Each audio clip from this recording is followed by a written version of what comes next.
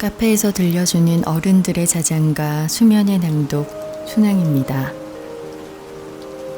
우리는 나이를 먹을수록 더 많은 언어를 알아가고 대화의 기술은 점점 늘어갑니다. 나의 생각을 표현할 수 있는 다채로운 단어와 표현법들을 배워가는 거죠. 하지만 아이러니하게도 많은 것을 알아가는 만큼 말을 더욱 아끼게 됩니다. 말은 하지 않아 후회하는 경우보다 하고 나서 후회하는 일이 더 많다는 것을 꽤 여러 경험을 통해 알게 되었거든요.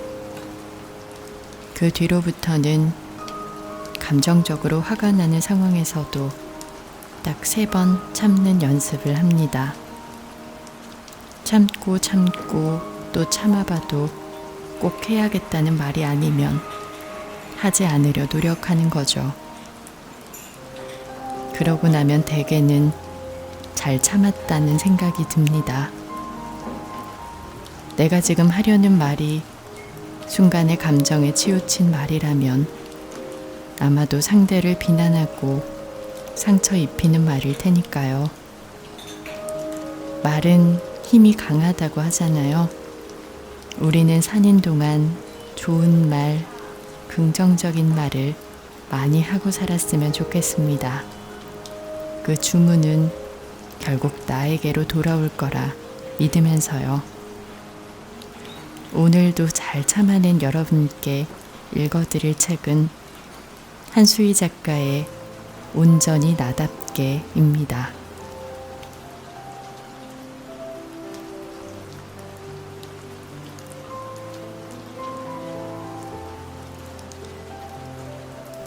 한때 사람들은 꽃다발을 선물했다. 가장 흔한 꽃다발은 안개꽃과 장미꽃이 섞인 것이었다. 드라마에 나오는 사람들은 연인에게 그 꽃다발을 건넸다. 극장 앞에서 장미꽃 한 송이를 들고 누군가를 기다리던 남자들을 본 적은 수도 없이 많았다. 식탁 위에는 언제나 꽃이 놓여 있었다. 그때는 우리 집 식탁 위에도 꽃이 있었다.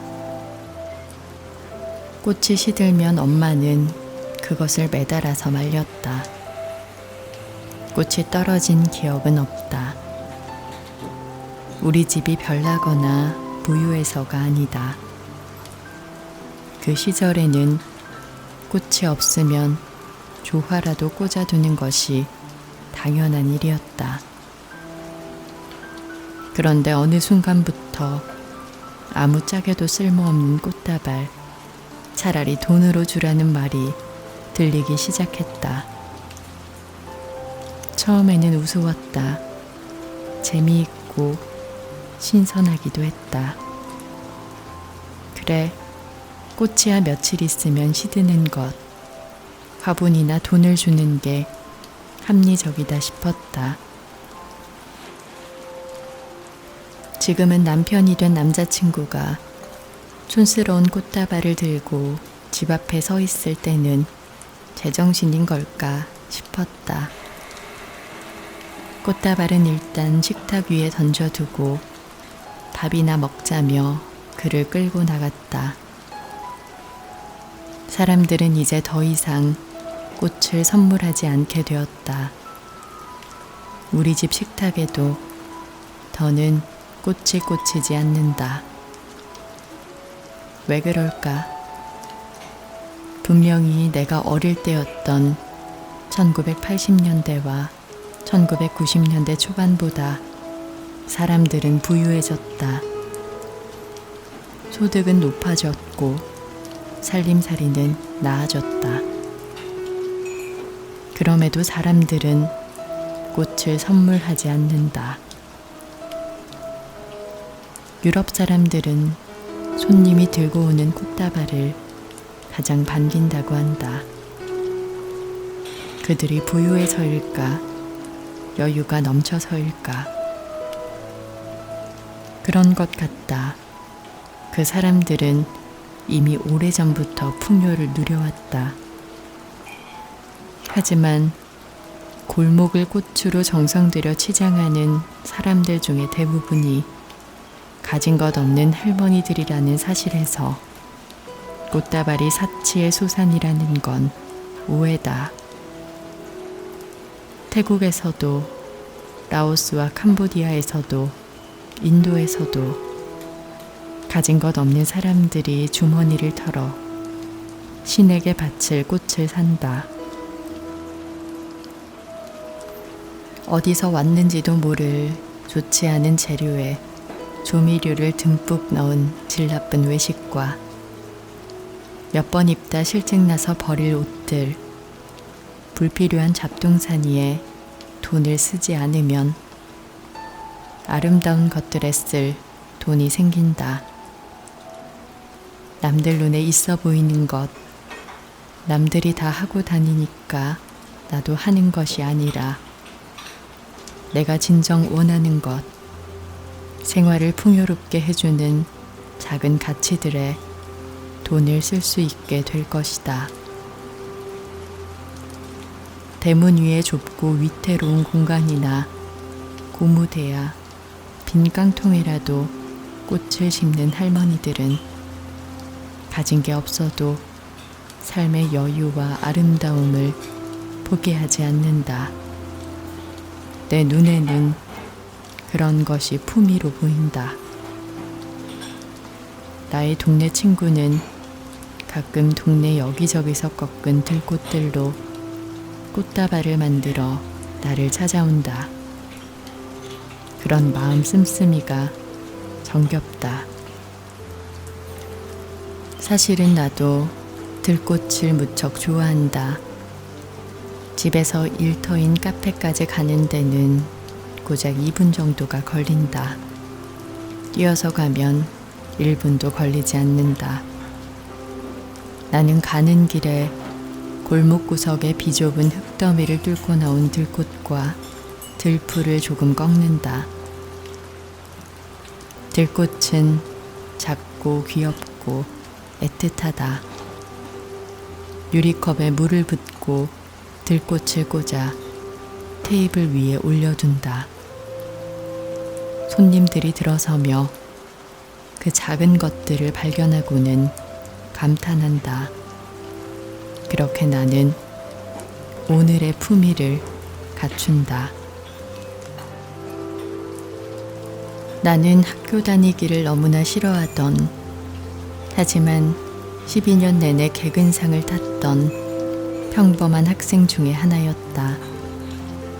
그래서 그런지 이상하게 중고등학교 시절의 일은 잘 기억이 나지 않는다. 그보다 더 어릴 때, 그러니까 초등학생이던 시절이나 그 이전의 일은 그래도 기억나는 것이 많은데 유독 그때만 그렇다.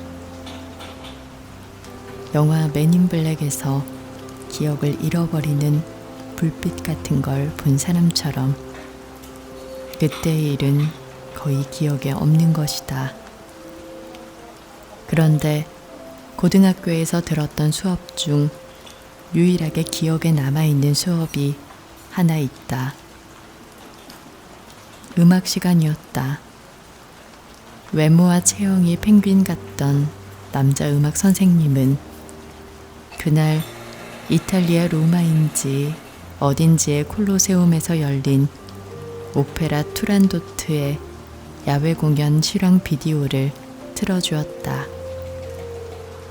수업을 시작할 때까지만 해도 다른 아이들처럼 나도 숙면을 취할 채비를 하고 있었다. 그런데 잘 수가 없었다. 남쪽 바닷가 소도시에서 나고 자란 나에게 그 비디오는 충격 그 자체였던 것이다. 오페라의 내용도 재미있었지만 그보다는 비디오의 처음과 끝부분에 카메라가 먼 곳에서 콜로세움을 비춰주는 장면이 압권이었다. 그것도 무대가 아니라 객석 말이다. 흰 티셔츠에 청바지를 입은 여러 가족들이 콜로세움의 객석에 앉아 집에서 싸온 샌드위치 같은 것을 먹으면서 오페라를 보고 있었다. 이것이 원조란 거구나.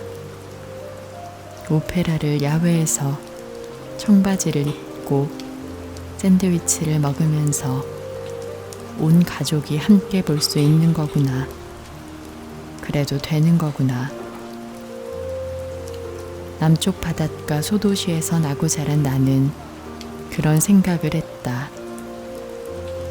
이런 것이 내가 앞으로 이루어야 할 행복일지도 모르겠다는 느낌도 받았던 것 같다. 지금 내가 생각하는 행복은 이런 것이다. 책이 있고 커피가 있고 날씨가 좋고 실내는 쾌적하고 나는 편안한 의자에 앉아서 좋은 책을 읽으며 에디 히긴스를 듣는다. 재즈를 좋아하지만 재즈에 대해서 많이 알지는 못한다. 에디 히긴스 정도면 언제 들어도 괜찮다. 귀에 거슬릴 일도 없고 다른 일을 하기에도 좋다. 마음이 차분해지기도 하고 즐거워지기도 한다. 지나치게 진지하거나 지나치게 울적하지도 않다. 나에게는 그 정도면 족하다. 그러고 앉아서 이 정도면 성공적인 인생 아닌가 하는 생각도 한다. 그 시절 많은 부모님들이 그렇듯이 나의 부모님도 자식을 방임해서 키웠다. 학원을 보내지도 못했고 과외를 시킬 수는 더더욱 없었으며 자식의 스케줄을 부모가 짜는 일도 없었다. 학교가 끝나면 가방을 던져놓고 해가 질 때까지 어디서 뭘 하는지 몰라도 부모님은 크게 걱정하지 않았다. 그런 나의 부모님에게서 배운 것이 있다면 아마도 넉넉하지 못한 환경 속에서도 멋을 찾는 법일 것이다.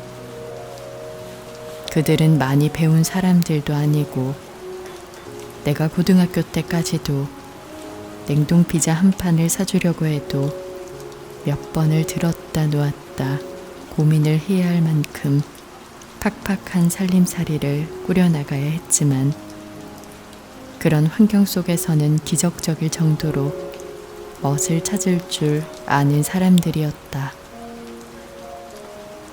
엄마는 아빠의 생일날에는 언제나 요리책을 보면서 직접 만든 돈가스와 수프로 식탁을 차렸다. 포크와 나이프, 하얀 식탁보, 물병에 꽂은 장미꽃 한 송이, 와인 글라스도 잊지 않았다. 시골 도시에서 가뭄에 콩나듯 열리는 문화 행사에도 아이들을 꼭 데리고 가려 했고 차도 없이 먹을 것을 잔뜩 싸서 양손에 들고 등에는 텐트를 짊어진 채로 주말마다 산으로 바다로 들로 놀러 다녔다.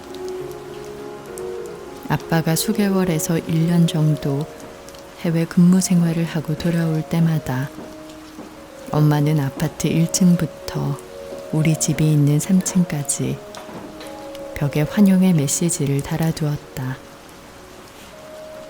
가족의 생일에는 신문지를 깐 찜통에 카스텔라를 쪄주었다. 아빠는 온 동네 사람들을 다 초대해 외국에서 찍어온 슬라이드 필름을 영사기에 넣고 벽에 비춰 보여주었다. 근처 작은 교회 목사님이 이사를 가면서 클래식 레코드를 박스째로 버리자 그걸 주워온 아빠는 매일매일 음악에 빠져 지내기도 했다. 그래서 우리 집에 차가 없어도 우리 집이 산 아래에 허름한 아파트라도 고등학교 때까지 남동생과 같은 방을 써야 했어도 엄마가 공사장에서 돌을 나르고 공장에서 냉동식품을 포장하는 일을 해야 했어도 내가 그렇게 가난한지는 모르고 자랄 수 있었다. 냉철한 현실 감각을 갖는 것은 중요한 일이다. 그러나 동시에 현실에 환상의 색채를 더하는 것도 중요한 일이라고 생각한다. 마음만 먹으면 안 되는 일이 없다는 말을 나는 언젠가부터 싫어하게 되었다. 사실 마음을 먹었는데도 안 되는 일은 너무나 많다. 마음을 먹어도 살은 잘 안 빠지고 마음을 먹어도 계획적인 사람이 되지는 않는다. 마음을 먹어도 느긋한 사람이 되지 않는 것도 마찬가지다. 마음을 먹어도 세상 사람들이 다 내 맘 같지도 않고 마음을 먹어도 돈은 나만 피해가고 마음을 먹어도 성공의 길은 내가 모르는 곳에 꽁꽁 숨겨져 있다. 어쩌면 내가 마음을 제대로 안 먹어서 그러는 건지도 모르겠다. 마음만 먹으면 안 되는 일이 없다는 말을 싫어하는 진짜 이유는 그런 말을 하는 사람들은 되게 인색한 사람들이 아닐까 하는 의심이 들어서다. 내가 마음을 굳게 먹어 이렇게 됐으니 너희도 유행 따위는 바라지 말고 마음이나 제대로 먹으라는 얘기 아닌가. 남의 사정을 어떻게 안단 말인가. 그 사람에게 안 되는 일이 없는 것이 마음을 먹어서인지 아니면 시대를 잘 타고 나서인지 부모를 잘 타고 나서인지 마누라나 남편 복이 있었는지 그걸 누가 안단 말인가. 당신이 안 되는 일 없이 인생을 불도저처럼 밀고 나갈 동안 혹시 누가 그 불도저 밑에 깔리지나 않았을지 그건 또 누가 안단 말인가. 심지어 그런 말을 잘도 하고 다닌다는 자체가 어디 높은 곳에 편하게 앉아 거들먹거리는 느낌이 들어 싫다. 그럼에도 살다 보면 분명히 마음을 먹어야 하는 부분들이 있다. 마음을 먹지 않으면 안 되는 순간이 있다. 그러니까 내가 이 모양 이 꼴로 사는 것은 전부 다 내 책임만은 아니겠지만 어쨌든 나 말고는 책임질 사람이 없으니까 말이다. 그 사실을 뼈아프게 깨달은 순간이 2번 있었다.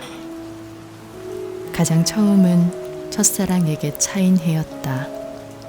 그러고 나서 시련의 상처를 잊어보려고 이 남자 저 남자를 가리지 않고 만났는데 그들 모두 상처에 사포질을 하는 사람들이었다.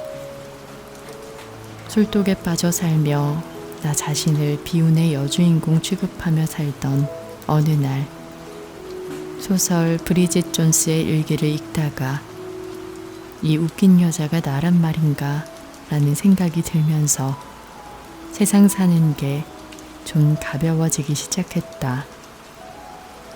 뚱뚱하고 나이는 들어가고 성공도 못했고 앞으로도 그럴 일은 없을 것 같고 무엇보다 애인도 없는 평범한 여자 브리짓 존스는 바람둥이 편집장에게 휘둘리고 얄팍한 우정 앞에서 씩씩대며 잡지에 나오는 멋진 인생 같은 건 아무리 노력해도 가질 수 없다는 것을 깨닫게 된다. 그리고 그 과정이 쉴 새 없이 키득거릴 수밖에 없을 정도로 재미있게 그려진다. 이미 눈치채셨겠지만 나는 남들이 다 겪는 인생의 공경, 예를 들어 비 올 때 생긴 발목 깊이의 웅덩이 같은 곳에만 빠져도 당장 익사할 것처럼 허우적대는 사람이다. 꼴사납지만 그게 나다. 아무튼 고통 감수성이 높은 나는 그제야 이 정도 공경이야 이 세상에 누구나 겪는 별로 대단치도 않은 공경일 뿐이며 그 공경의 강도를 결정짓는 것은 오로지 나 자신밖에 없다는 것을 어렴풋이나마 알게 되었다.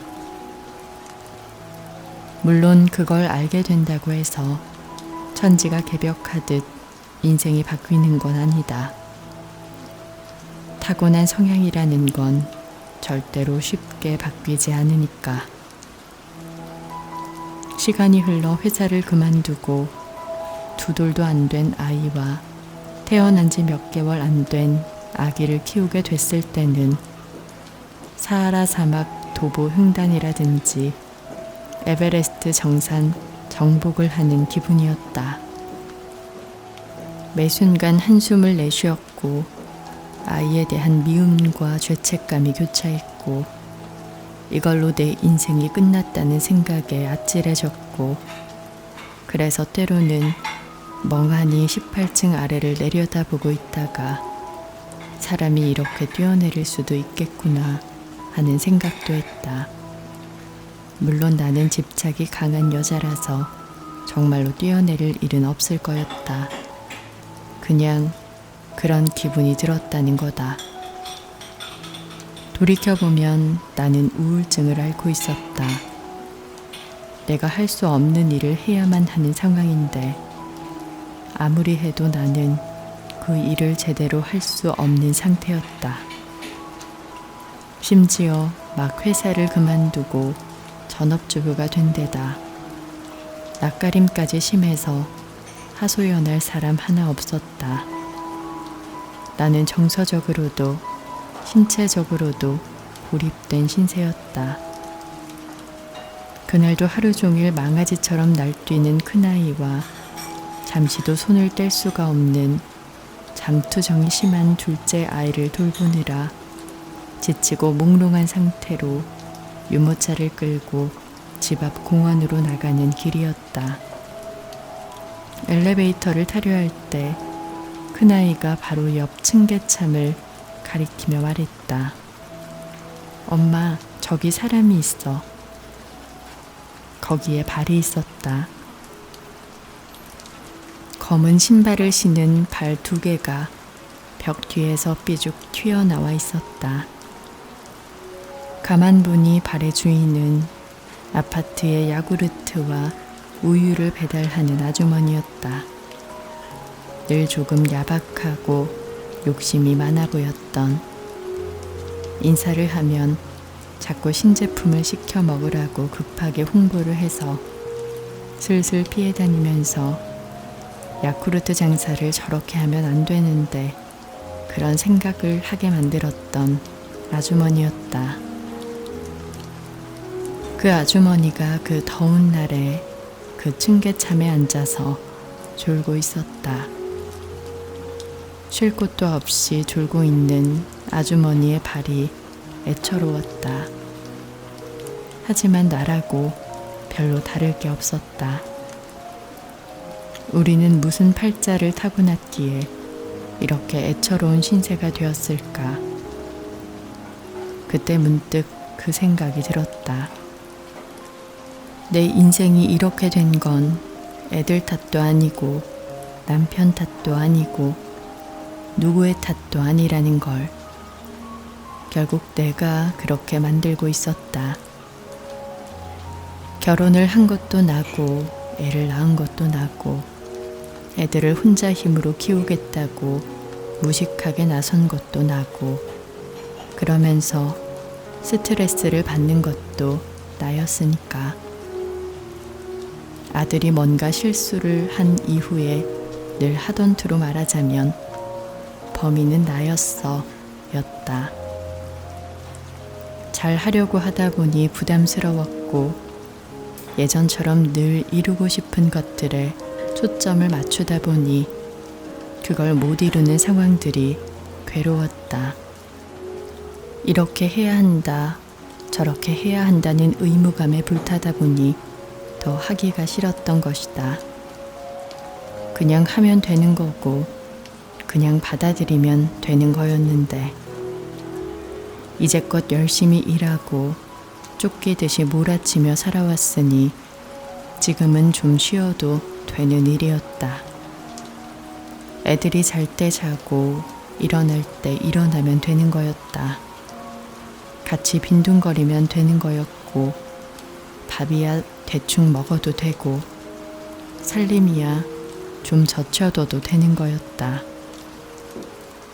애들한테 잘하려고 애쓸 필요도 없고 좋은 엄마나 훌륭한 엄마나 멋진 엄마가 되려고 고군분투하는 것보다 그냥 엄마이면 되는 거였다.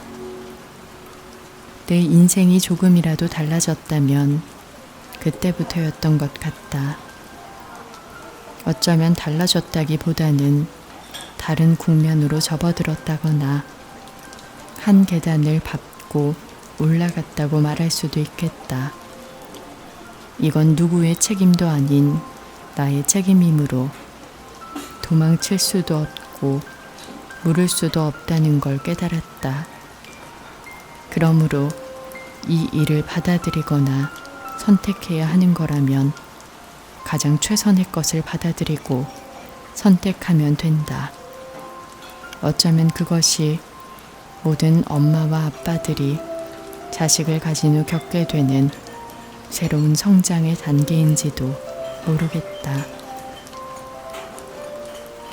나는 우리의 삶이 어딘가에서 시작해 어딘가로 달려가는 코스라고 생각하지 않게 되었다. 그렇다면 어느 날 갑자기 사고를 당해 세상을 떠난 사람은 그 사고를 향해 지금까지의 삶을 살아온 걸까? 갑자기 병에 걸려 몇 달 만에 세상을 떠난 사람은 또 어떤가? 암 병동에 있던 사람들의 인생은 총체적인 실패란 말인가? 아우슈비츠로 끌려갔다가 끝내 살아서 나온 여자들, 그리고 살아서 나오지 못한 여자들의 인생에 어떤 의미가 있단 말인가? 살다 보면 어떤 일이든 일어날 수 있다. 누가 아주 작은 돌만 하나 던져도 우리의 삶을 떠받치는 토대는 삐걱거릴 것이다. 애초에 그렇게 약하게 만들어진 것이 인생이다. 그러니 인생의 결과 같은 건 우리가 어떻게 할 수 있는 것도 아니고 지나치게 관심을 쏟을 만한 일도 아니다. 그런데 신경을 쓰면 너무 피곤해진다. 그러므로 그때그때 최선을 다하면서 사는 것만이 최선이다. 아무리 생각해도 그렇다. 그렇게 생각하면 마음이 편안해진다. 앞날에 대한 불안에 종종 사로잡히곤 하지만 그 앞날이 정말로 내게 올지 안 올지는 누구도 모른다. 인생이 결말을 향해 달려가는 드라마가 아니라는 걸 깨닫는다면 인생의 구석구석 쥐레처럼 매복해 있는 어려움들을 건너가는 것이 조금은 수월해진다. 선택을 하는 일도 결정을 내리는 일도 조금은 더 쉬워진다. 인생이란 건 방향성도 목적성도 없는 것이라고 생각한다. 그런 것은 스스로 만드는 것이다. 느슨하게 방향을 잡는다. 내일은 오지 않을지도 모른다. 그러니까 햇살도 바람도 공기도 제대로 느껴보자. 이 일을 계속할 수 있을까? 앞으로 어떻게 살아야 할까? 라는 고민과 두려움도 어차피 내일이 오지 않을지도 모른다면 부질없다. 없다. 그냥 현재에 충실하면 된다. 즐거우니까 하는 거고 즐거울 만큼만 하면 된다. 그렇게 단순하게 생각하며 후회 없이 살아가자. 미래 같은 건 운에 맡기자. 어차피 미래라는 건 차곡차곡 쌓아 올린 현재의 다른 이름일 테니 말이다.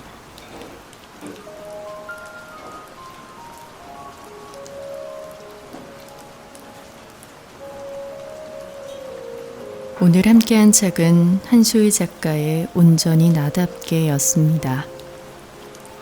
일본의 그림책 작가 사노 요코의 산문집 사는 게 뭐라고에는 이런 말이 나와요. 있잖아, 인생이란 이렇게 하찮은 일이 쌓여가는 것일까? 때때로 내 하루가, 내 인생이 보잘것없이 느껴지는 순간들이 있잖아요. 다른 사람은 거창한 무언가를 이뤄내는 것 같고 대단한 목표를 향해 달려가는 것 같은데 나만 멈춰 있고 의미 없는 하루를 보낸 것 같은 그런 날들. 하지만 의미 없는 삶은 없어요. 적어도 내 인생에서는 내가 주인공이고 오늘 하루 동안 나는 주어진 내 몫의 일들을 충분히 잘 해냈으니까요. 타인과 나를 비교하지 않았으면 좋겠습니다. 온전히 나에 집중하며 내가 해야 할 것들, 하고 싶은 일들을 하나하나 이뤄내다 보면 분명히 내 삶은 하나하나의 나무가 모여 무성한 숲을 이루고 있을 겁니다.